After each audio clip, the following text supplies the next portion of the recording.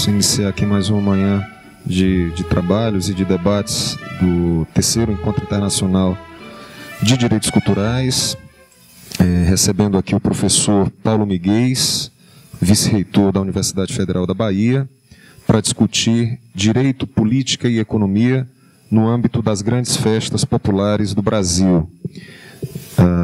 O Paulo, ele, como falei, vice-reitor da Universidade Federal da Bahia para o quadriênio 2014-2018, graduado em Ciências Econômicas pela Universidade Federal da Bahia, mestre em Administração, também pela Federal da Bahia, e doutor em Comunicação e Culturas Contemporâneas, também pela Federal da Bahia. É professor do Instituto de Humanidades, Artes e Ciências da Universidade Federal da Bahia e do Programa Multidisciplinar de Pós-Graduação em Cultura e Sociedade, do qual foi coordenador entre 2010 e 2002, e pesquisador do CULT, Centro de Estudos Multidisciplinares em Cultura. Foi assessor especial do ministro Gilberto Gil e secretário de Políticas Culturais do Ministério da Cultura entre 2003 e 2005. Também membro do Conselho Estadual de Cultura da Bahia entre 2009 e 2011. Suas principais áreas de interesse são os estudos socioeconômicos da cultura, políticas culturais e estudos da festa, com ênfase no carnaval.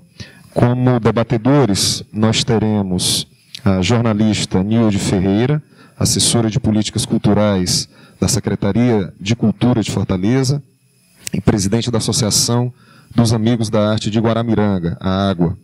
Teremos também o jornalista Delano Rios, mestre em Sociologia pela Universidade Federal do Ceará e editor da área de entretenimento do Diário do Nordeste. Teremos também o Gil Gifone, professor do curso de licenciatura em teatro do IFCE, Instituto Federal do Ceará, e o Vitor Studart, assessor jurídico da Secretaria de Cultura de Fortaleza. Passo a palavra agora ao professor Humberto Cunha, professor do mestrado e doutorado em Direito da Universidade de Fortaleza e presidente do terceiro Encontro Internacional de Direitos Culturais. Muito bom dia. A minha palavra inicial é de alegria pela presença do Miguel e dos colegas entrevistadores dele. E devo relatar que há algumas situações que fazem com que Miguel nos brinde com sua presença no terceiro Encontro Internacional de Direitos Culturais.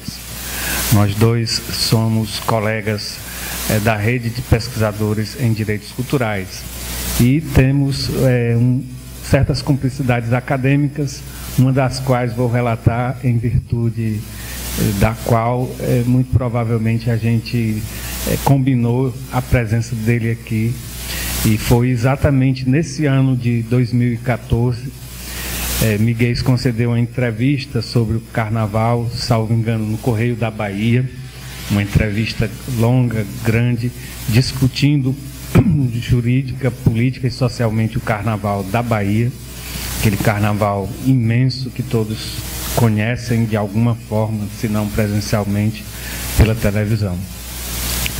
E, passado o carnaval, eu vim dar aula aqui no mestrado e no doutorado em Direito da Universidade de Fortaleza, e com um conteúdo previamente estabelecido que era distinto do carnaval. E todos os alunos me chamando para falar do carnaval, querendo comentar o carnaval como é natural acontecer subsequentemente à festa. Aí eu disse, então vocês querem falar sobre o carnaval, então vamos falar com quem entende. Aí a gente, como assim? Aí eu peguei a entrevista do Miguel, aí a gente foi ler e discutir como conteúdo de aula. Ocorre que a gente não entendeu algumas coisas da entrevista por causa das peculiaridades da circunstância do Carnaval da Bahia. Nós não entendíamos, por exemplo, uma expressão que se repetia na entrevista, que era a expressão fila. A fila no carnaval. E a gente só entendia que no contexto a fila era um grave problema, mas a gente não tinha noção do que era. E aí, qual foi a solução para resolver isso? Um dicionário não dava, nem o Google. E eu peguei meu celular e liguei para Miguel e disse assim, Miguel, você está podendo falar? Ele estava numa reunião, disse assim, eu vou me afastar aqui da reunião. Disse, Miguel, é o seguinte, você vai ter que dar uma aula agora por telefone. Aí botei o telefone no Viva Voz e o Miguel ficou quase uma hora comigo e com meus alunos. Então, isso é uma disciplina de direitos culturais, né? Então, a disciplina que a nossa conversa foi a mais rica possível, enfocando os aspectos substanciais da vida que sempre tem esse reflexo do direito.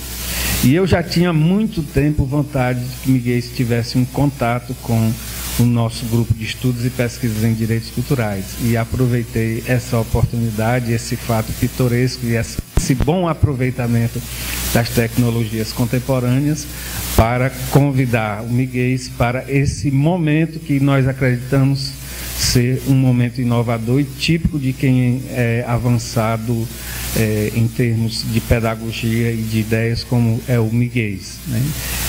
Eu disse assim: Miguel, nós vamos fazer um momento lá no terceiro encontro, nós estamos imaginando alguma coisa inovadora, e eu acho que você é a pessoa ideal para inaugurar, que é o seguinte: é uma participação na qual quem se prepara não é o palestrante, porque a gente já supõe extremamente preparado.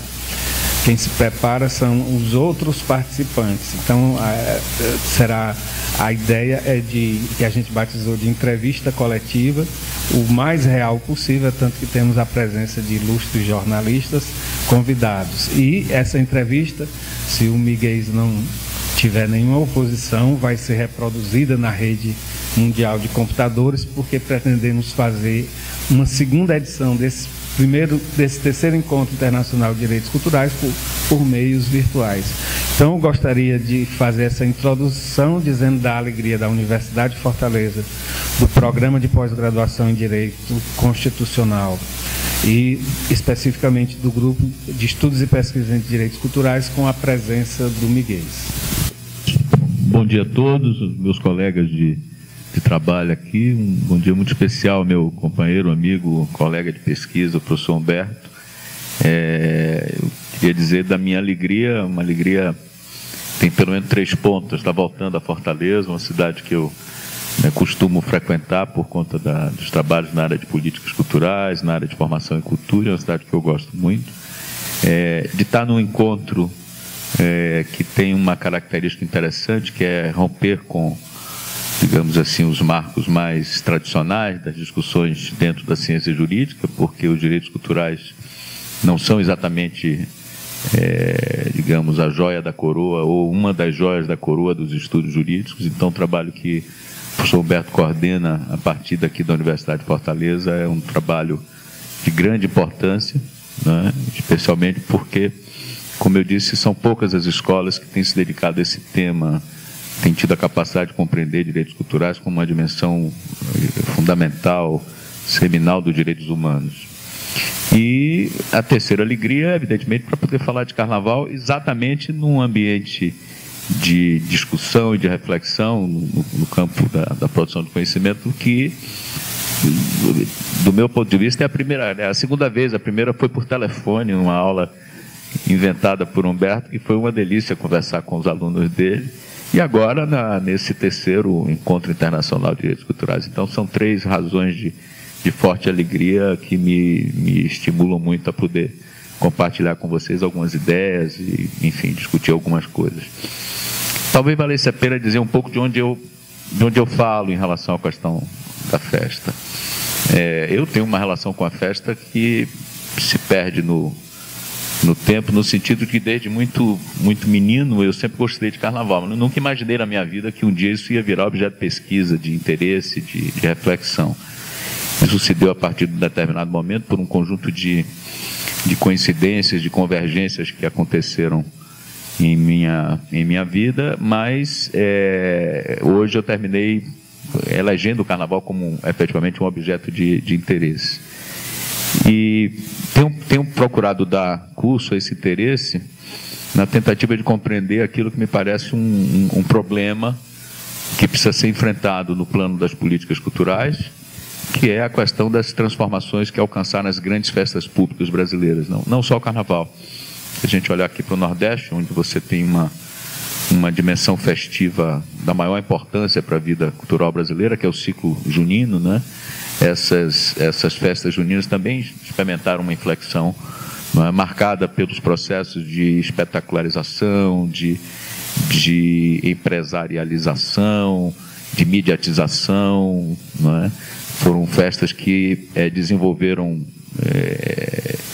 formas até então pouco presentes, pelo menos na escala em que elas se apresentam hoje, que é essa dimensão de mercado, essa produção de uma economia da festa.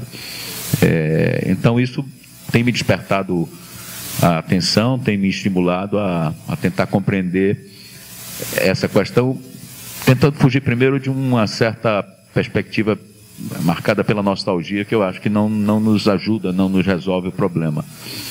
Na realidade, essa perspectiva nostálgica que está muito presente na imprensa, por exemplo, é muito comum. Antes e depois do Carnaval, as pessoas se referirem que a festa mudou, que antes era melhor. Eu costumo me lembrar do fato que, quando eu era jovem, meus pais também diziam que antes era melhor. Então, acho que tem alguma coisa errada com esse argumento. No fundo, a gente não tem saudade da festa, tem saudade da juventude. Eu tenho uma saudade imensa da juventude, não consigo fazer no Carnaval aquilo que fazia quando eu tinha 18, 19, 20 anos. Agora, é meio perverso querer convencer, por exemplo, meus filhos, não é? O de 18 anos, minha filha um pouco mais velha, de que o Carnaval deles é ruim, que bom era o meu, né? Quer dizer, eu não vou incorrer nessa bobagem. Então, eu tenho procurado pensar nessa nova configuração das festas públicas como um dado no mundo contemporâneo. Eu não consigo compreender como é que uma festa, com as dimensões em termos de escala, mas com a importância que essas festas têm para a vida brasileira, pudessem passar ao largo da dimensão mercantil. Eu acho que elas seriam capturadas. Então, aí o grande desafio é como tratar essas festas, né, na perspectiva de impedir que essa dimensão mercantil seja a dimensão hegemônica, determine seu desenvolvimento, e aí entram, evidentemente, cuidados pelo menos em três direções, que é o que tem nos últimos tempos me estimulado nas minhas investigações. Uma dimensão de regulação, né? Regulação, como em vários outros campos, a regulação é muito rígida para impedir, evidentemente, que determinadas práticas possam se estabelecer. No caso da cultura, isso vale, quando falamos de cultura, vale para a festa, mas vale para outras dimensões da vida cultural. A regulação tem que ser dura, duríssima, rígida, porque o tecido da cultura é muito frágil, ele se rompe com muita facilidade. Então é preciso que se cuide disso. O que não significa que a gente vai estabelecer uma ideia de que teremos uma festa sem mercado. Eu acho que mercado não se acaba por decreto. E mercado não necessariamente é um fenômeno exclusivamente marcado pela competição. Há mercados que não são necessariamente competitivos, mercados que podem ter uma lógica mais solidária, mais generosa, né? Essa é uma coisa.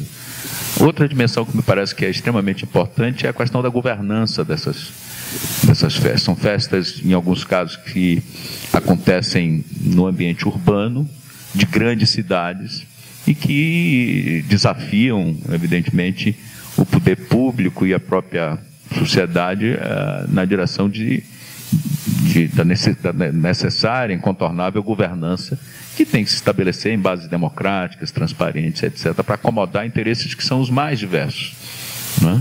O interesse de quem quer fazer a festa, mas o interesse do bairro, da área da cidade em que a festa está presente, e que causa, evidentemente, transtornos. Como é que vai se fazer? Não vai acabar a festa. E os transtornos continuarão. Então, é preciso alguma inteligência para produzir uma governança capaz de dar conta desses conflitos e capaz de incluir no processo de gestão um número expressivo de atores com interesses os mais diversos, né? E a terceira questão é a necessidade de que essas festas possam ter nas políticas culturais seu esteio fundamental do ponto de vista da relação do poder público com elas, coisa que, infelizmente, na larga maioria dos casos não acontece. O poder público tem se contentado em ser mais um ator do mercado da festa e menos o responsável por pensar e cuidar da festa como um patrimônio cultural, como um patrimônio intangível e material, né? Então, acho que é preciso que essas três questões, né, possam ser bem equacionadas, e acho que a universidade, a academia tem um papel relevante do ponto de vista de produzir conhecimentos, de produzir números, de produzir análises que possam, evidentemente, garantir uma formulação de políticas públicas que cuidem do patrimônio, compreendam a existência do mercado, regulem esse mercado, estabeleçam formas para que essa festa aconteça, que atenda múltiplos interesses. É um pouco esse o cenário que, para mim, é urgente, é importante, porque trata daquilo que talvez seja a marca mais forte do corpo de cultura brasileiro, que é a festa. A festa é um elemento central da vida brasileira. Não é? Por mais que alguns setores da elite compreendam que isso é ruim, eu acho isso maravilhoso, adoro, já vivi muitos anos no exterior e sempre me encantou a ideia de que, como brasileiro, eu era visto, não é, como alguém que vinha de um país da festa. É melhor do que vir de um país que invade países, que pretende ser sempre imperial. Eu prefiro ser do país do futebol, do país do carnaval. Eu acho que são gestos que nosso povo, nossa cultura produz, que são muito mais interessantes para a conformação da vida nesse planeta do que outras características. Então, mas isso não é muito bem aceito. Daí o conflito permanente entre a festa e dentro da festa, na sociedade ao longo do tempo. Mas o fato é que é preciso que essas questões sejam enfrentadas. Esse país é um país em que a festa ocupa um lugar central na sua vida. Nós fazemos festa, não é, antes, depois, durante, não é, a qualquer momento, por qualquer razão. E isso é bom, eu considero que isso é bom. As festas experimentaram nos últimos anos, nas últimas décadas, um deslocamento, não é, que foi o deslocamento delas do âmbito da comunidade. Né? Essas festas sempre tiveram uma relação comunitária, né, uma base comunitária muito forte, mesmo o carnaval sempre teve, para o campo da cultura de massa, né, para o campo onde trafegam, aí transitam as indústrias culturais, onde transita a indústria do turismo e tal. Então, esse ambiente festivo, mas problemático, é aquilo a que eu tenho procurado dedicar o meu melhor esforço de compreensão. Então, um pouco isso que configura assim, minha relação com a festa, meu desejo como pesquisador e como festeiro também, né? Que as festas possam, evidentemente, continuar sendo um elemento vivo, pulsante, sempre muito incompreendido. Só mais um parênteses, basta ver o que aconteceu agora durante a Copa do Mundo, quando manifestações populares de caráter festivo foram afastadas dos estádios em nome de uma higienização do futebol. Não é? É outra dimensão da vida brasileira que tem sofrido inflexões perigosas, né, no sentido da sua elitização, diminui o tamanho dos estádios, criminaliza as torcidas, aumenta o preço dos ingressos, impedem a manifestação, né, das pessoas no estádio. E a última foi essa, foi a expulsão, praticamente, a interdição de manifestações festivas, né? Na Bahia, por exemplo, qualquer jogo de futebol importante tinha à porta do estádio um trio elétrico para comemorar vitórias e derrotas, né, ao final. Isso foi interditado. Na Copa do Mundo você tinha um cordão sanitário, né, com alguns quilômetros, que impedia que o povo se aproximasse daquilo. Aquilo virou um espetáculo privado, embora um espetáculo em cima da nossa maior paixão, que é a paixão pelo futebol. É um pouco nesse cenário que eu tenho tentado compreender essa coisa. Tentando não cair nesse apelo da nostalgia, e de fato é uma marca muito evidente na abordagem que sobretudo nós da imprensa fazemos em relação ao carnaval, mas eu queria trazer um elemento que me parece cada vez mais caracterizador ou descaracterizador da festa em nosso tempo. Eu queria lembrar, enfim, a noção do Bakhtin, né, do carnaval como um princípio de compreensão do mundo e, ao mesmo tempo, um princípio de subversão de determinada ordem, de determinado cânone de valores, etc. A primeira pergunta seria a seguinte: de que forma as festas populares, né, no caso o carnaval, ajudam a compreender o Brasil, nesse sentido? E, por outro lado, o senhor acredita que a gente vive uma certa descarnavalização do carnaval, trazendo esse conceito do Bakhtin, ou seja, O carnaval, no seu aspecto subversivo, no seu aspecto de reinvenção dos valores, me parece que ele é cada vez mais apropriado por estruturas de mídia, de poder econômico, ligados à elite a qual o carnaval pretende, né, subverter, desconstruir. Né? A gente passa, em alguma medida, por isso, por uma descarnavalização do carnaval? Nesse sentido, seriam as duas perguntas iniciais. Olha, eu diria que esse é um processo que ao longo da história da festa sempre existiu esse conflito entre uma lógica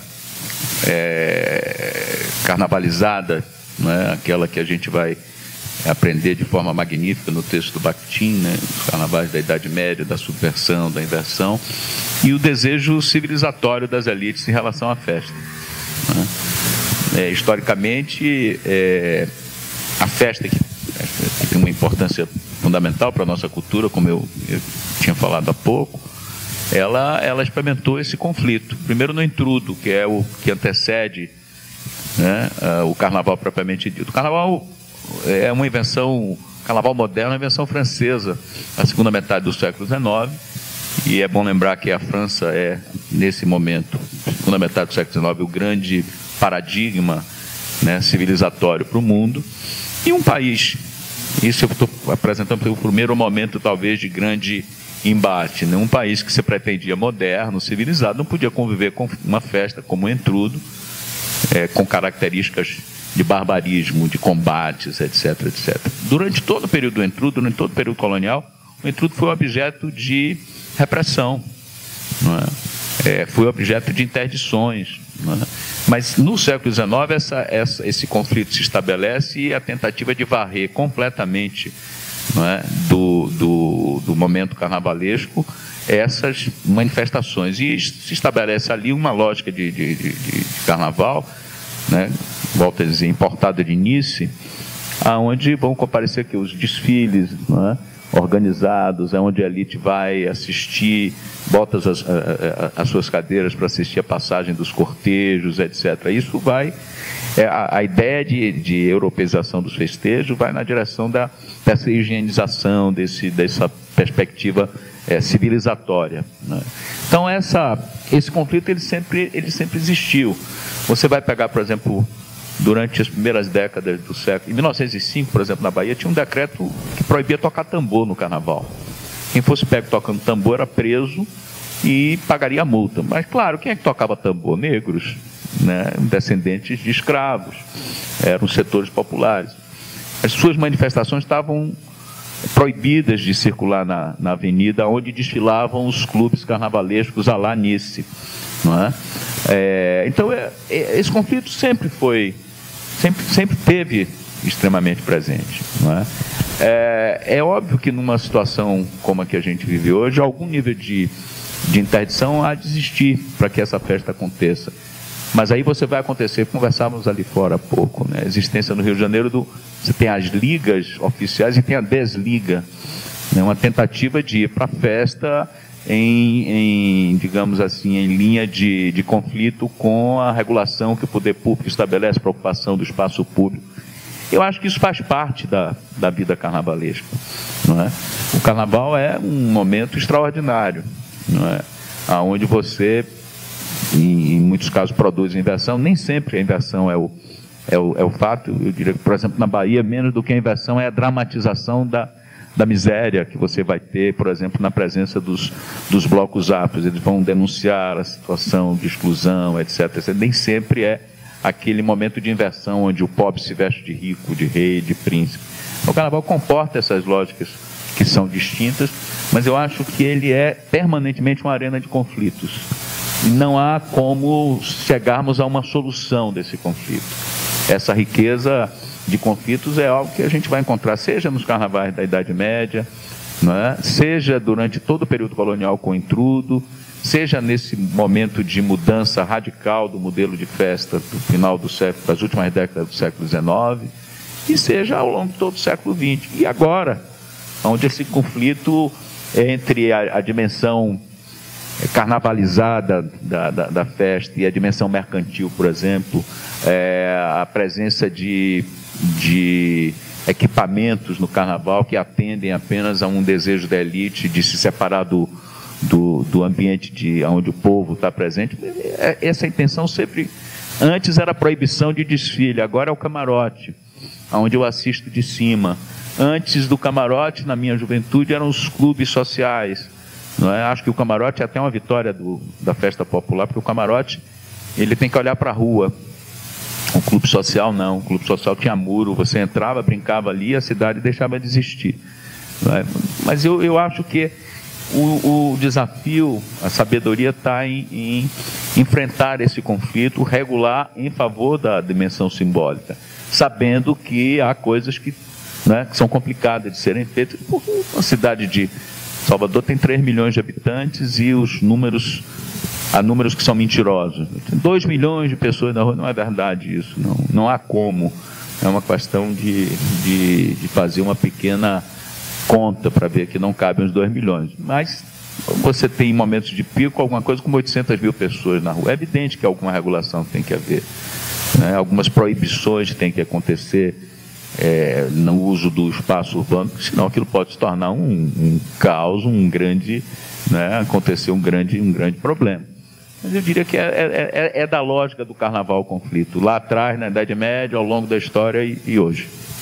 Uma entrevista sua na internet, eu achei curioso, lhe pediam o seu interlocutor à época fazia uma pergunta até ingrata, de como é que se definiria cultura, que a gente sabe que é uma coisa sempre muito complicada. E você dava uma definição dupla, né? Assim, a gente tinha uma definição mais abrangente, que é mais próximo da antropologia, dos atos, dos gestos humanos, né? Dos gestos do homem, e teria uma definição mais restrita, que é exatamente essa da produção, mais próximo, inclusive, da produção artística, que é exatamente onde atuam as políticas públicas mais facilmente. E quando eu li essa entrevista, eu fiquei pensando onde se localizaria a festa. Que me parece que ela nem é tão enfim, e aí eu queria que você falasse exatamente, você já se localizou na questão, que você localizasse a festa dentro desse espectro da cultura que você tentou definir de duas formas. Na realidade, independente do conceito, e às vezes o Raymond Williams diz num livro que é um dicionário sobre cultura é uma das 3 palavras mais complexas da língua inglesa. E eu acho que cultura é uma das palavras mais complexas com quem a gente dialoga no cotidiano. Portanto, menos do que correr atrás de uma boa definição, é compreender que quando a questão da cultura vem à tona, você pode se apropriar dela a partir de 2 dimensões. Uma dimensão mais geral, né? A gente pode dizer que cultura é tudo aquilo que não é natureza, cultura é toda a paisagem construída, ainda que a natureza hoje possa também ser objeto de cultura. Cultura é natureza. Natureza é cultura hoje. Na biologia eu estudo a natureza, a ciência é um objeto de cultura, não é? Portanto, a natureza aí se torna um objeto cultural, não é? Mas há uma dimensão mais restrita, que é aquela que atende, inclusive, mais ao senso comum. Quando a gente fala cultura, a gente lembra dos artistas, dos intelectuais, e às vezes de forma muito restritiva. Por exemplo, não lembramos dos jornalistas, que são pessoas do mundo da cultura, né? Não lembramos dos professores, cada um cumprindo uma função bem determinada dentro do campo cultural. A importância de pensar em 2 dimensões é exatamente porque nessa dimensão mais geral do gesto humano, a possibilidade de intervenção de uma política cultural é muito pequena. Não é o ministro da Cultura que produzirá uma política capaz de transformar, por exemplo, uma característica cultural nossa, que é uma relação muito complicada, muito perversa, às vezes, com o mundo público. Né? Nós jogamos lixo na rua, nós estacionamos com o carro em cima do passeio, nós nos habituamos a dizer que tudo que é público é ruim e tal, e não é verdade, né? Basta que a gente veja, por exemplo, a pesquisa no Brasil, quase toda ela é feita por instituições públicas, não é? As universidades, por exemplo, as universidades públicas estão entre os melhores do país, mas a gente se acostumou a dizer que tudo que é público não presta e tal. Para mudar isso, não é algo que depende de uma política do Ministério da Cultura, é um conjunto de ações, não é? Com um tempo longo de transformação, para que em algum momento a gente passe a ter, como tem sido hoje, 30 anos depois das primeiras dos primeiros esforços na direção da transformação da nossa relação com o meio ambiente, a gente ele não só passou a ser um problema, como a gente passou a dialogar melhor com esse problema. Certamente, essa geração que cresce agora, que é crianças e adolescentes, daqui a 30, 40 anos, terão uma relação muito mais saudável com... Então, são gestos, não é? São situações no âmbito da cultura que só podem ser mudadas a longo prazo, com um concerto entre várias políticas públicas, que não apenas a da cultura. Mas há uma dimensão particular. É onde aí os ministérios, fundações e secretarias, aqui colegas que trabalham em secretarias, podem efetivamente produzir algum tipo de intervenção. É o circuito artístico, são os ritos intelectuais, aí você pode atuar para formar, para financiar, para fomentar, para regular. A festa contempla essas duas dimensões, ela expressa essas duas dimensões, ela comporta a dimensão ampliada porque ela é talvez, como eu disse, um dos gestos mais vigorosos, mais vibrantes da vida cultural brasileira. E, ao mesmo tempo, ela expressa essa dimensão restrita porque ela é um compósito complexo de muitas dessas manifestações do campo artístico, né? Os gêneros musicais que o carnaval produz, a dança que o carnaval produz, não é? A transformação dessas coisas em bens culturais que chegam ao mercado. Portanto, ali você tem uma ação de política cultural, claramente, pode ter uma ação de política cultural claramente voltada para regular, para fomentar, para formar, para estimular, etc. Então, eu acho que a festa expressa muito bem essa compreensão da cultura a partir de duas dimensões. Vou iniciar aqui fazendo uma pequena correção. Eu não sou jornalista, eu estudei comunicação, publicidade. Por isso que eu brinco dizendo que eu não sou formada em comunicação, sou deformada em comunicação. Mas isso né? Estou dizendo isso porque, professor, minhas questões não são da curiosidade jornalística, né? Mas da curiosidade mais de quem se interessa por gestão cultural. Então, é preciso fazer essa correção para entender o lugar aqui das minhas questões. E aí, inspirada aqui pelo Círio de Nazaré, que agora é Patrimônio Cultural da Humanidade, eu quero sair um pouquinho aqui do carnaval para a gente falar um pouco sobre as festas populares religiosas, de tradição religiosa. E a minha questão é muito simples, no limite das normas do Estado laico, qual seria a boa política para a festa da tradição religiosa, a festa popular, quando nos mecanismos de gestão pública nós temos vários impedimentos de fomento, de apoio e de estruturação para essas festas?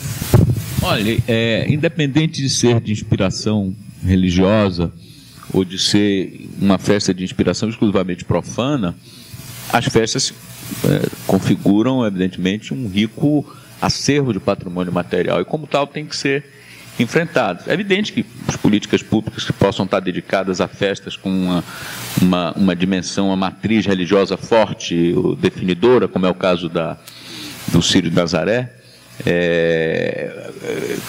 questões que emergem do campo da religião precisam ser consideradas nas políticas públicas que se dedicam a essas festas. Mas eu acho que o ponto de partida tem que ser comum aí, da festa, até porque essa dimensão religiosa ela está sempre contaminada pela dimensão profana.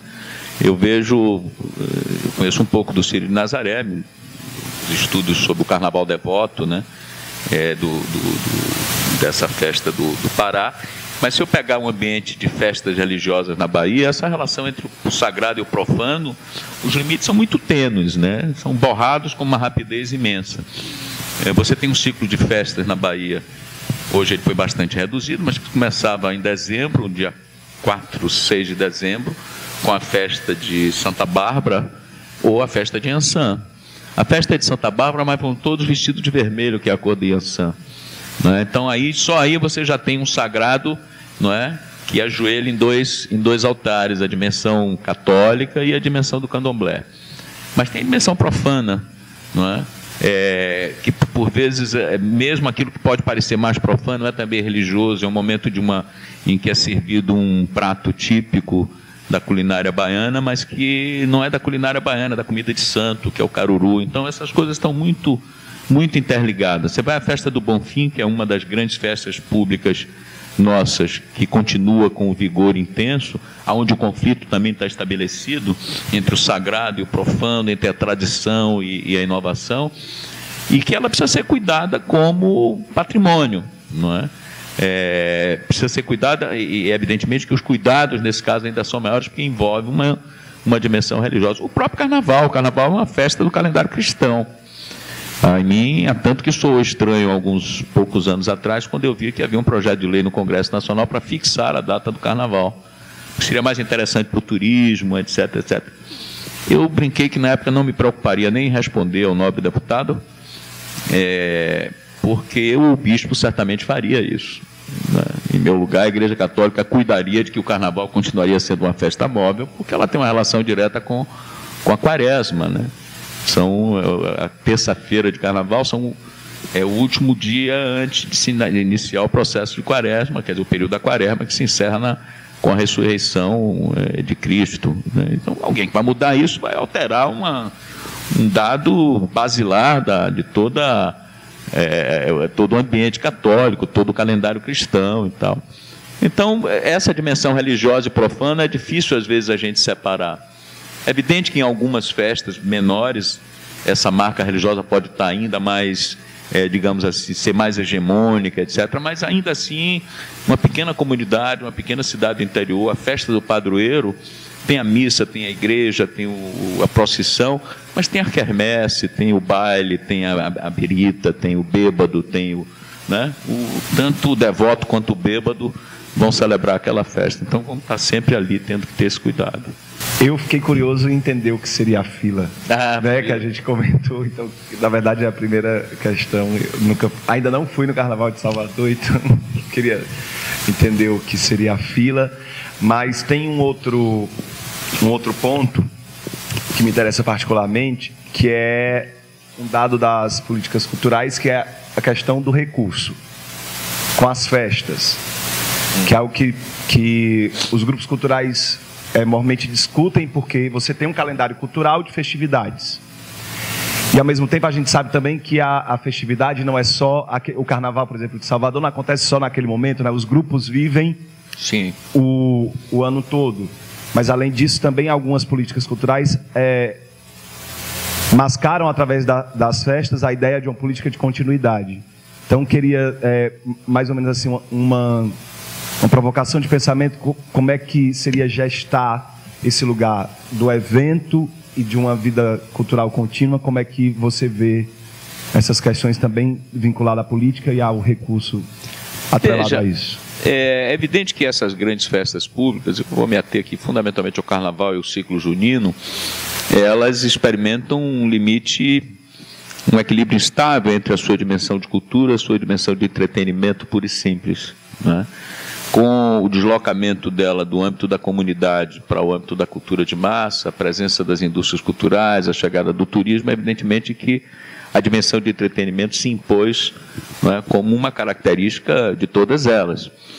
Acho que aí é que é preciso que se entre com a sabedoria de que elas não podem ser consideradas apenas como um momento de entretenimento, embora sejam, e esse momento de entretenimento tem que ser bem cuidado, bem pensado. Há que haver políticas de entretenimento. Acho que o entretenimento é uma dimensão importante da vida, o lazer é uma dimensão importante da vida cotidiana. E elas comportam essas duas dimensões. O que tem que quando você formula políticas para isso, evidentemente, uma das questões centrais é do financiamento.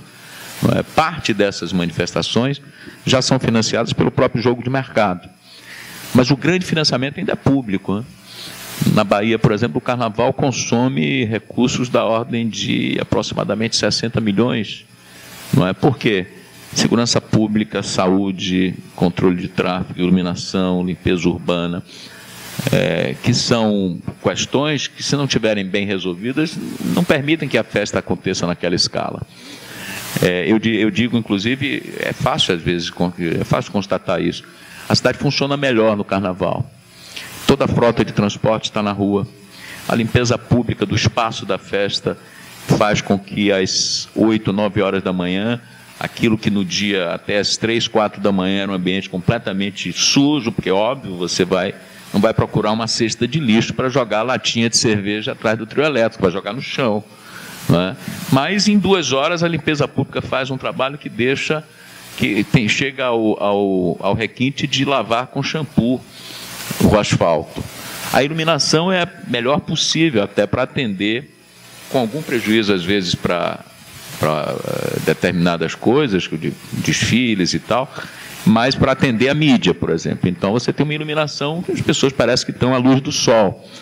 O policiamento é talvez o setor na Bahia onde melhor o Estado tem se profissionalizado, tem uma capacidade, são menos de 30 mil homens para uma multidão de 800 mil pessoas, num ambiente de desconforto, por causa do calor, do espaço, né, da proximidade entre as pessoas, da droga que está presente, da libido que está, né, ali à flor da pele, e a polícia consegue fazer com que uma festa desse tamanho não descampe para uma violência brutal, com mortes, etc. São pouquíssimos os casos. Tem, evidentemente, aquelas, né, no ambiente do direito, as lesões corporais leves, troca de tapas, de murro. Tem sempre gente que acha que a festa é um lugar para trocar tapa, mas não é a característica, não é uma festa violenta desse ponto de vista. Então, isso tudo exige uma quantidade de recursos, uma mobilização de recursos imensa do governo do Estado e da Prefeitura. Algum recurso que vai também para a promoção de atividades tipicamente culturais, que deve financiar alguns grupos que não têm acesso ao jogo de mercado.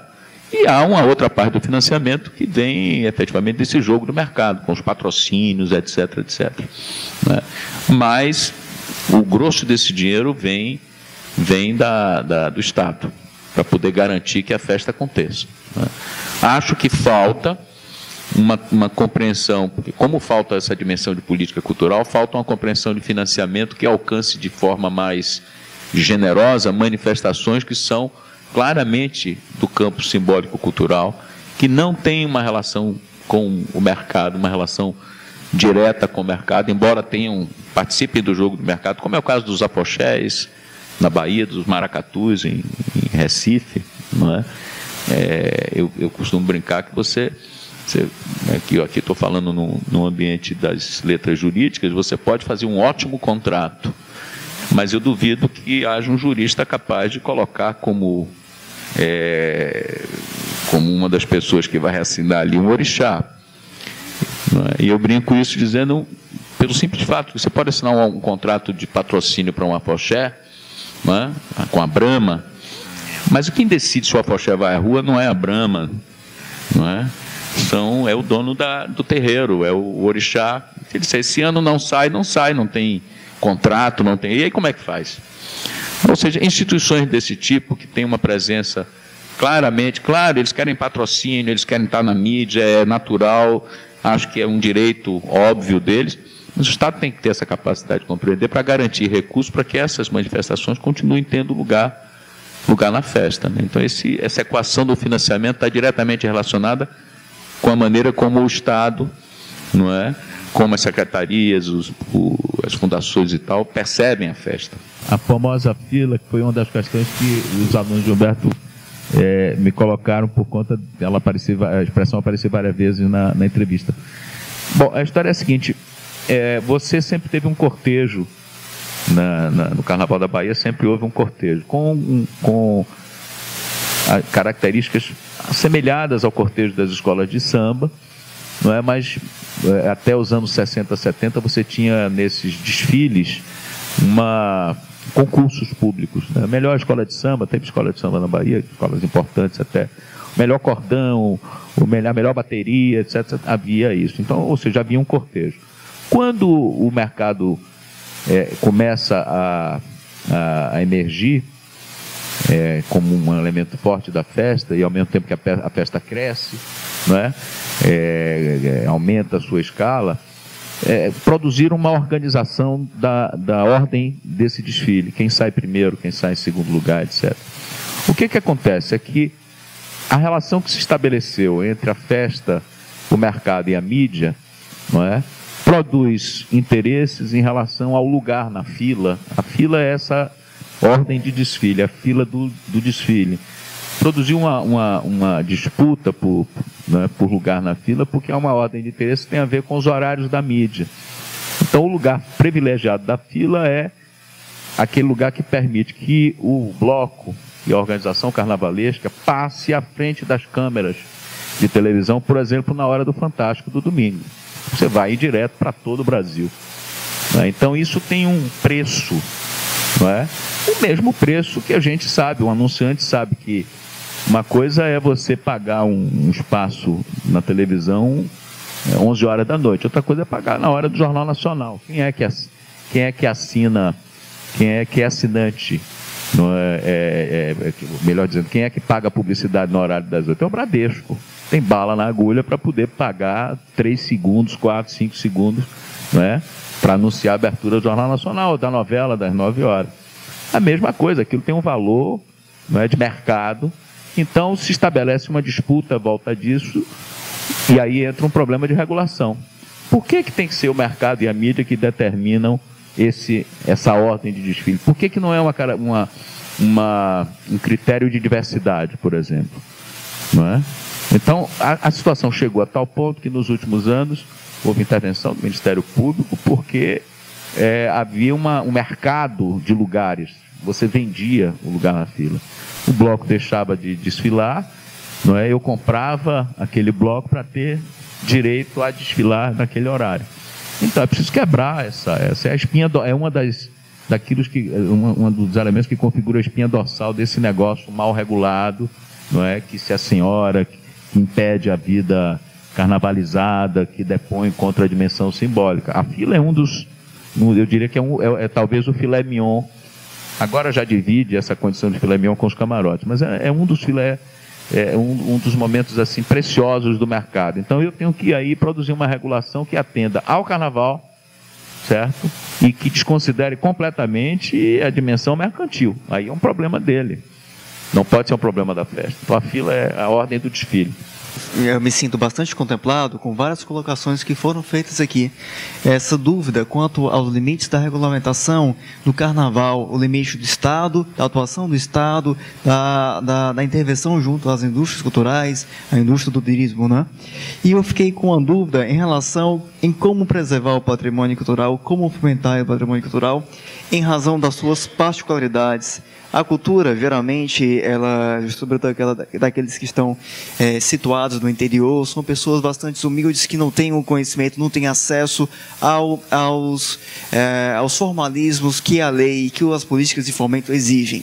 Como fomentar aqueles que não possuem, por exemplo, uma pessoa jurídica, aqueles que sequer possuem conhecimento das letras, como é que eles chegam e como é que o Estado pode chegar neles?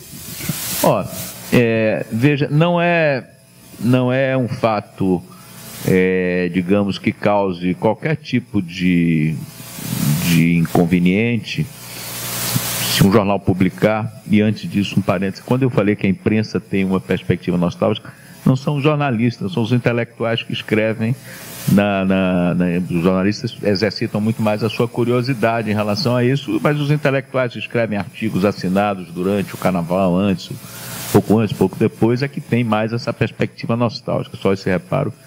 Minha queixa é em relação a colegas que não conseguem pensar de uma forma mais desafiadora esse ambiente novo. Bom, mas voltando à sua questão, é inadmissível que a gente utilize como critério para ter presença na festa capacidade gerencial, que é o que nos últimos anos tem exigido. Você tem que ser um empresário do campo do entretenimento e do lazer para poder ter um lugar de relevo na festa, para poder ter a possibilidade de estar presente na festa. Esse é algo que você tem definitivamente que enfrentar no sentido de eliminar essa perspectiva. Você tem, evidentemente, vai continuar tendo por essa configuração que essas festas. E aí isso vale para o carnaval, mas isso vale para uma festa como as festas do ciclo junino, né?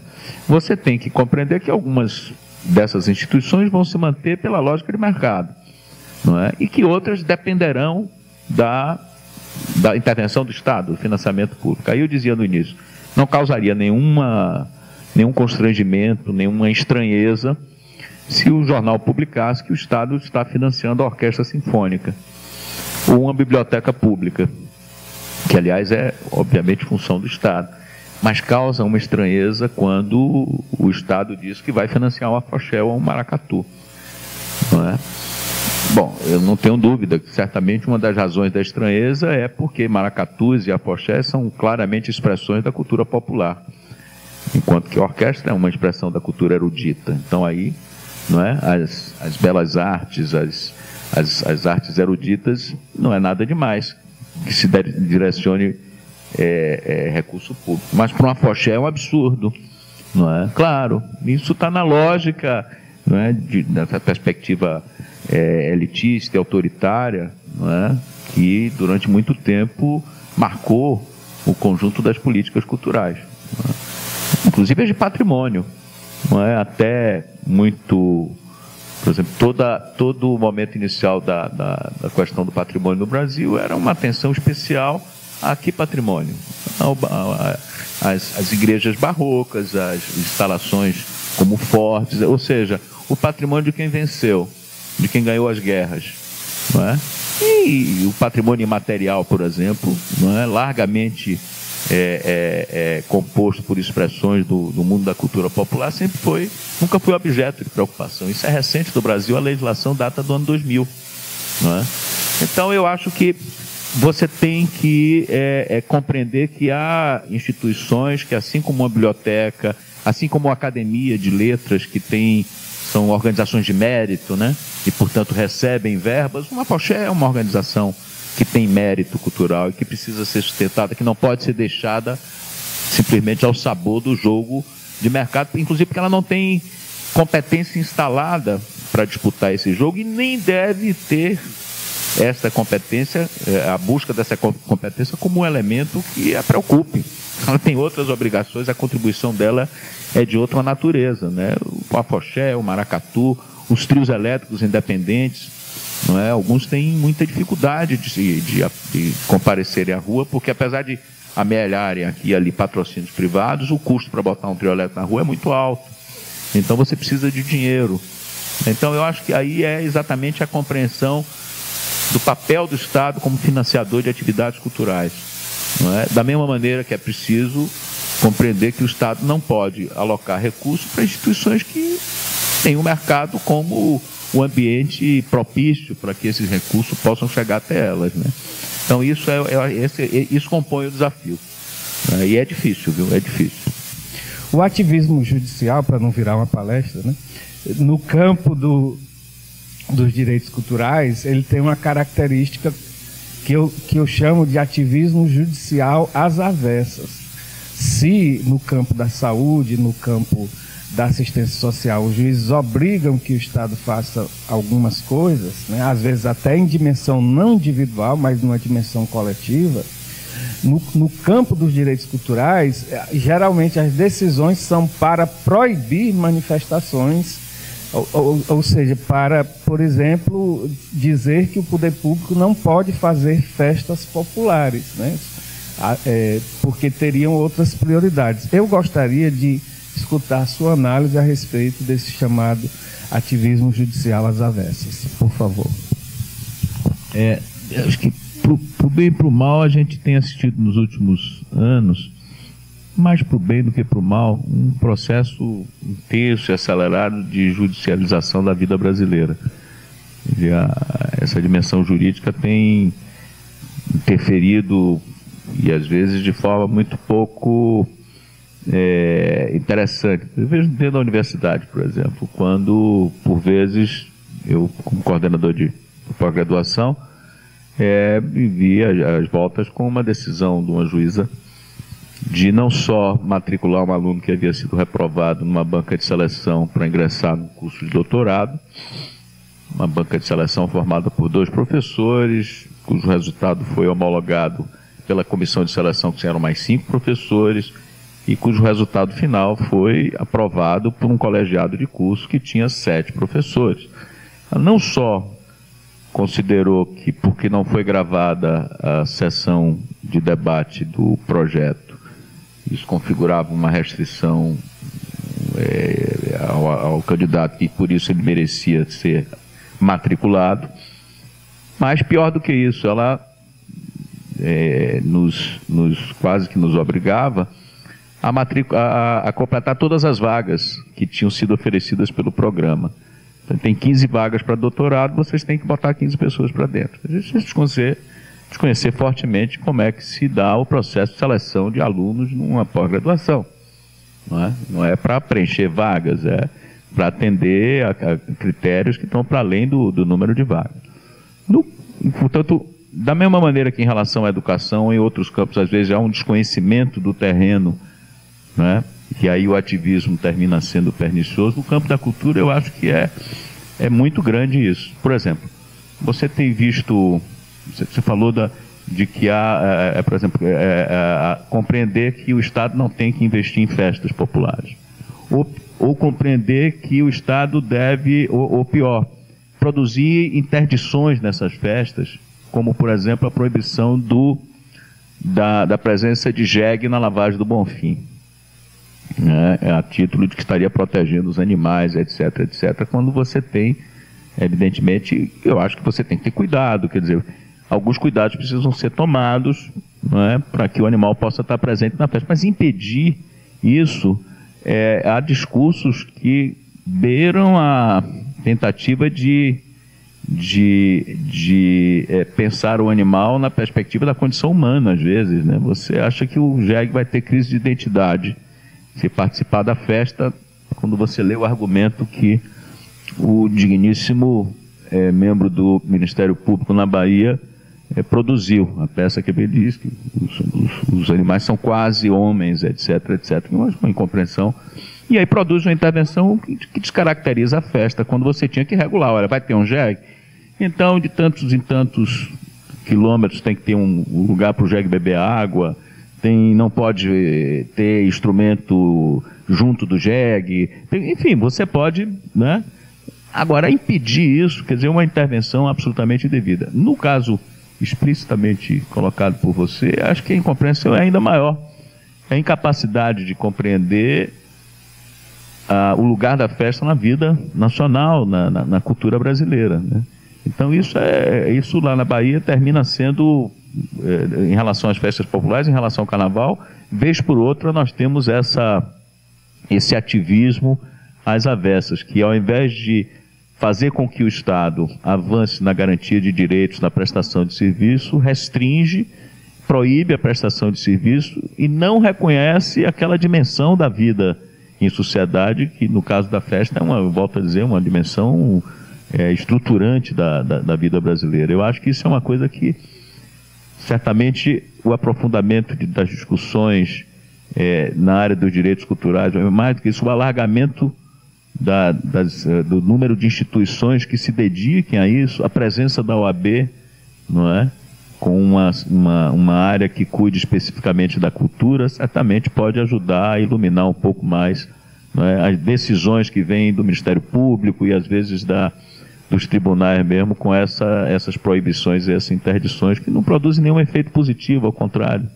Não é? Em nome da defesa do erário, na realidade, você está provocando um problema, não é, para um conjunto grande de pessoas, para uma população inteira que tem naquela festa um momento privilegiado da sua vida, né? Eu queria que você comentasse, na verdade, a respeito dessa tensão que me parece estar sempre colocada em relação à cultura e o turismo. E a gente pensando, inclusive, a partir disso, do ponto de vista das políticas públicas, né? Porque é curioso a gente falar, às vezes, de tensões, às vezes de uma forma quase como se fosse um contra o outro, quando são, inclusive, às vezes, estão dentro da mesma estrutura de Estado e tudo.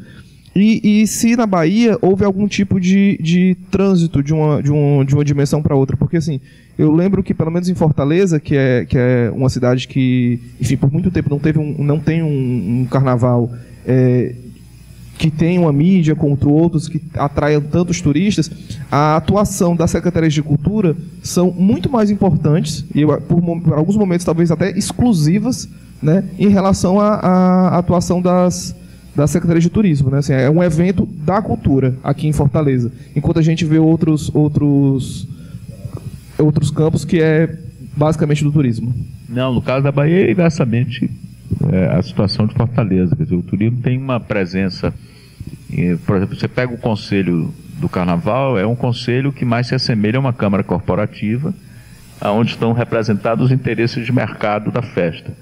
Não é? Embora outros interesses estejam ali, mas os interesses hegemônicos, aqueles que efetivamente dão o tom das decisões do Conselho, atendem à indústria do lazer, com as empresas bloco, não é? O famoso, aquilo que eu chamo de carnaval negócio, e o mundo do turismo. Não é? Você tem digamos, essa presença quase sufocante dessa lógica de que a festa tem que ser exclusivamente pensada para o turista, provoca coisas absurdas. Por exemplo, não tem nada mais irritante no Carnaval da Bahia para nós baianos quando a gente vê aqueles seguranças privados, que eu não entendo por que tem que vestir o cara de paletó preto no Carnaval, o cara de terno preto, normalmente aqueles homens imensos, fortes, fazendo o corredor polonês para conduzir o turista do hotel para o camarote. Ora, uma das coisas mais bacanas do Carnaval é você se deixar levar na multidão, mas eles têm verdadeiro pavor, não é, de enfrentarem aquela multidão. Então escolham outro Carnaval, não podem vir para o Carnaval da Bahia. Aliás, essa é uma coisa que preocupa, quer dizer, que incomoda a elite brasileira, é que em nosso país o povo é incontornável. Felizmente é uma coisa incontornável. Para onde você vai, você tropeça nele. É por isso que esse negócio daqui é bacana, mas ela odeia isso. Né? Na lógica do turismo, tem que afastar. Então, desde essa coisa até a determinação em relação, por exemplo, hoje você tem um circuito que a gente chama de aeroporto, hotel, bloco, hotel, aeroporto. Não é? Que é a presença do turista que vai para gozar um momento de entretenimento ali, mas que não tem nenhuma relação com a festa, diferentemente dos turistas estrangeiros, né? Isso acontece com a classe média brasileira que viaja para as festas. O estrangeiro quer estar na rua, ele acha a experiência de poder estar em contato com outras pessoas, em poder tocar a pessoa, e nós somos a civilização da pegação, né? A gente se reconhece no tato, mais do que a gente tem que se pegar para poder sentir que a coisa está acontecendo, às vezes por uma simples informação, que horas são, com alguém que você não conhece. Isso para uma pessoa que vem da Europa, onde as pessoas ganham 1 metro quadrado de individualidade na maternidade e não se separam mais desse metro quadrado, defendem esse metro quadrado com unhas e dentes a vida toda, e ir para um lugar em que esse metro quadrado é desrespeitado totalmente, muito mais ainda numa festa, é uma experiência inusitada, absolutamente. Bom, para a nossa classe média que faz turismo, não é. Então você tem uma regulação que favorece isso, você tem uma regulação dos horários que acaba prejudicando a festa, você tem uma organização espacial que também está dedicada a atender interesses. Você tem hoje blocos em que 80% dos foliões, dos participantes, são turistas, né? Não são mais pessoas da cidade. Então acho que essa lógica tem que ser invertida. Quer dizer, é óbvio que os fatos de cultura, os bens culturais são bens que se oferecem ao mundo do turismo, e não tem por que não ser assim. Agora, se você não regula, o turismo vira algo predatório, não é? E ele não respeita a dimensão cultural, ele está interessado em vender alguma coisa, não é? Então aí é onde eu acho que você tem que entrar fortemente num quadro de regulação, né? Da criação de norma, né, que ao mesmo tempo que permita que essa coisa tão importante que a economia do turismo se desenvolva, garanta que isso não será feito às expensas do patrimônio cultural. Como é em relação à questão ambiental, tem vários lugares que tem uma definição de limite de carga. Abrolhos, por exemplo, tem um número de visitantes que pode receber por ano. Não é? Grutas que você tem em determinados lugares que só podem entrar X pessoas. Museus onde você não pode fotografar com flash. Tem limitações de todo tipo, mas na festa não há limitações. O turismo pode praticamente tudo. Então, e é essa que eu acho que é a perversidade. Mas acho, óbvio, que tanto do ponto de vista da paisagem natural quanto da paisagem cultural, as potencialidades para um diálogo positivo, interessante para o turismo, ainda mais numa cidade como Salvador. Salvador sempre foi uma cidade pré-industrial, nunca foi uma cidade industrial, e tem uma chance incrível de ser uma cidade pós-industrial. Uma cidade em que a economia dos serviços se estabeleça como grande eixo de desenvolvimento, e nessa economia do serviço, certamente, é a economia do simbólico, das festas, do carnaval, né, da música, dos shows. E é óbvio que isso tem uma perna com o campo do entretenimento, uma perna com o campo do turismo. A questão aí me parece que é de regulação. Professor Miguel, aqui no Ceará nós estamos no 3º ano consecutivo de seca. E este ano, salvo engano, o Ministério Público recomendou que as prefeituras que tivessem com essa condição, né, de estarem em territórios de seca muito grave, não realizassem em situação de emergência, não realizassem carnaval. Aí, os tribunais de contas acataram a recomendação do Ministério Público e proibiram as prefeituras de realizarem carnavais. E onde isso aconteceu, o povo não fez o seu carnaval. Aí é correto a gente pensar que essa presença muito forte do Estado na feitura das festas populares está inibindo o povo no papel de realizador de suas festas? Olha, eu não conheço, evidentemente, a realidade e a gravidade da situação de seca que pode estar alcançando alguns dos municípios no Ceará. Eu sei que na Bahia, o ano passado, a gente já atravessa um longo período de estiagem, de seca prolongadíssima na região do semiárido. Muitas cidades cancelaram os festejos juninos por uma questão de cuidado, seja pelo fato que não havia água mesmo, seja pelo fato de que alguns recursos precisariam ser redirecionados, etc. Eu acho que aí deve prevalecer o bom senso. Agora, às vezes essas proibições não funcionam, né? Às vezes essas decisões às vezes são absolutamente inócuas, como mudar a data da festa. Aí, com a sabedoria que nosso povo tem, a gente faz nas duas datas, naquela em que foi proibida e na nova que o governo anunciou. Isso foi feito já mais de uma vez em cidades do interior, quando o cara proibia a micareta ou transferia a micareta. Houve momentos em que a festa carnavalesca teve uma suspensão. Por exemplo, no período da Segunda Guerra Mundial, houve momentos em que essa festa, ou seja, há determinados fatos, não é? Seja por conta de uma seca, seja por uma questão de outra ordem, que podem levar a um tipo de proibição. Mas eu acho que aí eu confesso que pode ser que no limite alguma coisa não possa acontecer, não é? Não me agrada isso acontecer por conta desse ativismo judicial a que Humberto se referia, mas certamente para enfrentar uma situação particular, eventualmente, mas aí me falta o conhecimento assim, do terreno, eventualmente o Estado pode vir a ter que tomar uma decisão dessa natureza. O diabo é que isso sempre feito no gabinete. Eu acho que isso surtiria um efeito pedagógico interessante se fosse feito no diálogo transparente, democrático com a comunidade. Olha, vamos sentar aqui e avaliar a situação para ver como é que a gente vai agir, inclusive em relação à festa da cidade. Mas certamente isso às vezes sai da cabeça pura e simples de um burocrata que até pode ter um bom embasamento técnico, mas que dispensa a política, né? Toda vez que a gestão e a técnica desprezam a política, o resultado é ruim, não é? Mesmo que a causa, o objetivo seja justo, mas o resultado é muito ruim. Poderia trazer para a nossa discussão a questão do âmbito municipal, que nós percebemos na realidade brasileira, diante das peculiaridades locais, uma ampla dificuldade de identificar quais manifestações culturais locais seriam objeto de políticas públicas municipais. E eu queria que você fizesse um argumento no tocante ao lugar das festas populares como setor do sistema municipal de cultura. Diante dessa dificuldade de identificação, qual festa popular seria objeto de fomento, o que está provocando um distanciamento da população para com o Estado, que na verdade deveria ser um processo contrário, que a população deveria se aproximar do Estado para a constituição do sistema municipal de cultura, e que nós percebemos é um afastamento da população diante dessa dificuldade de identificação. Portanto, eu queria que você argumentasse em relação ao lugar das festas populares locais no sistema municipal de cultura. Olha, os municípios são efetivamente o lugar da materialização das políticas públicas. em todos os planos, não é? No plano da cultura não é diferente.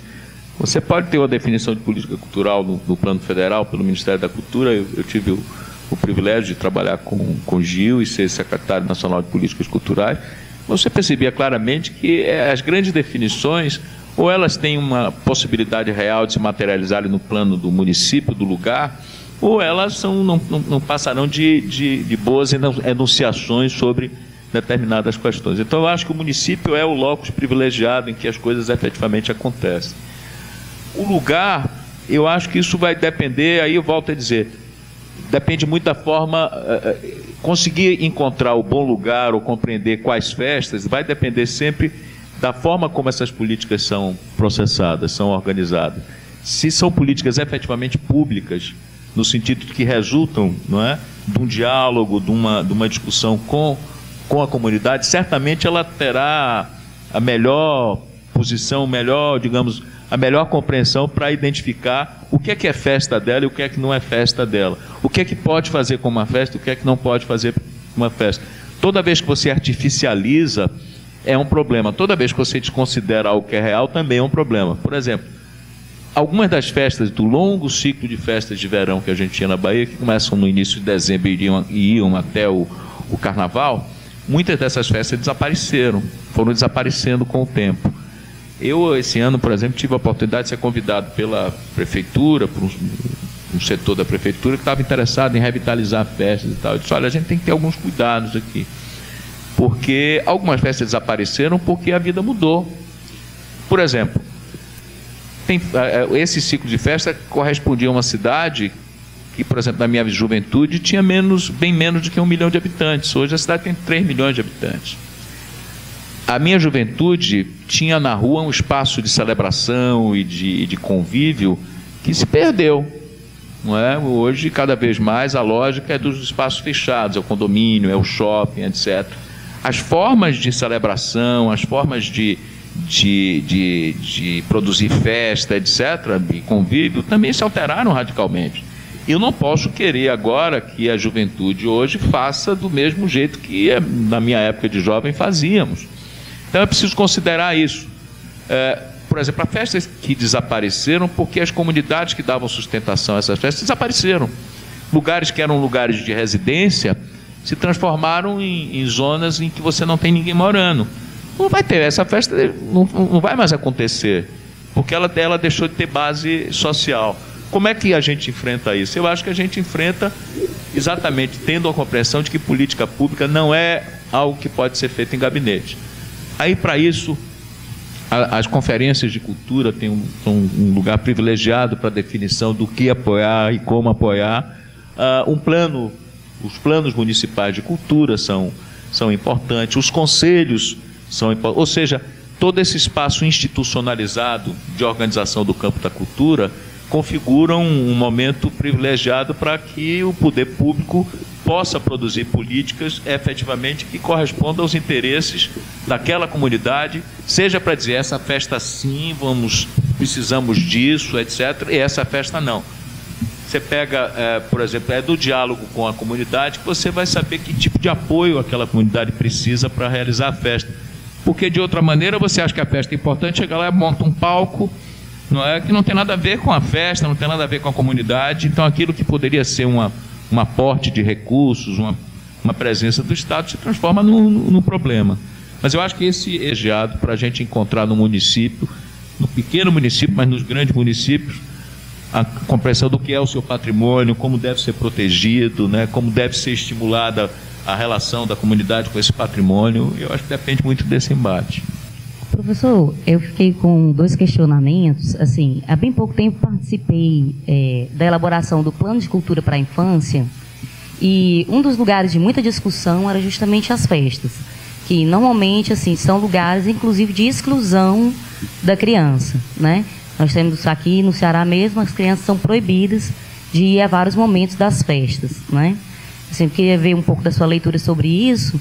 E uma outra questão que me ocorreu é que nós ouvimos muito falar sobre o carnaval que não acontece no período do carnaval, né? Não no sentido da festa, mas no sentido das pessoas produtoras daquela base cultural que nós acreditamos que faça o carnaval, a essência do carnaval, como os foguetes, os grupos, ou outra coisa que acontece também durante São João. E essas agremiações ou grupos, normalmente elas são muito carentes ou têm muito pouco espaço para ocorrer, né, e para se manter durante o resto do ano. Né? Assim, existe um coletivo junino, por exemplo, o carnavalesco, que é bastante atuante, é muito tradicional, mas muitas vezes esse coletivo ele não tem espaço para acontecer, né? Ou a sociedade não tem espaço para conviver com esse coletivo no decorrer do ano, fora o carnaval. É legal você, arquiteta. Na Bahia tem um colega que já não está entre nós, que desenvolveu um trabalho magnífico sobre a arquitetura efêmera, né? Como a cidade é reinventada do ponto de vista arquitetônico para que a festa aconteça. O professor Manuel José, meu amigo, meu colega, desenvolveu um trabalho brilhante sobre isso. Portanto, há um lugar particularmente importante para os arquitetos e para os planejadores do espaço urbano para pensar essa dimensão de arquitetura efêmera, uma cidade que se reinventa para a festa, se organiza para a festa e depois ela é automaticamente desmontada para retornar à sua dimensão ordinária, né? Então, uma arquitetura do extraordinário, não é? Que acontece nessas grandes festas todas. Veja, primeiro essa questão dos grupos. Eu acho que aí é onde entra a questão de política pública mais uma vez. Por exemplo, na Bahia tem um programa que vem sendo desenvolvido pela Secretaria de Cultura do Governo do Estado, que eu considero que é praticamente um dos únicos programas que olha para a festa com uma perspectiva de compreensão de que ali existe um patrimônio que precisa ser cuidado, que é o programa Ouro Negro, que é um programa de fomento às organizações afro-carnavalescas, não é? E que estão estabelecidos um conjunto de critérios para que esses apoios possam ser fornecidos e entre os critérios está exatamente a inserção dessas organizações nas suas comunidades. Quase todas elas são instituições que têm trabalho chamado trabalho social, não é? Muitas dessas instituições são referências de organização dentro daquela comunidade. Quando acontece, por exemplo, a mulher vai dar à luz à noite, aí você vai bater na porta do cara que às vezes é o presidente do Afoxé, que vai arrumar um táxi para levar ela. Quando você tem, às vezes, uma briga de casal, alguém daquela ali, alguma liderança dali que vai funcionar como mediador. Então são organizações que existem para além da festa. O Afoxé é um caso típico. O Afoxé é um candomblé de rua. O Afoxé corresponde a um momento profano do ambiente do terreiro. Isso está presente, a ligação é tão forte que os instrumentos musicais são os instrumentos que tocam no candomblé.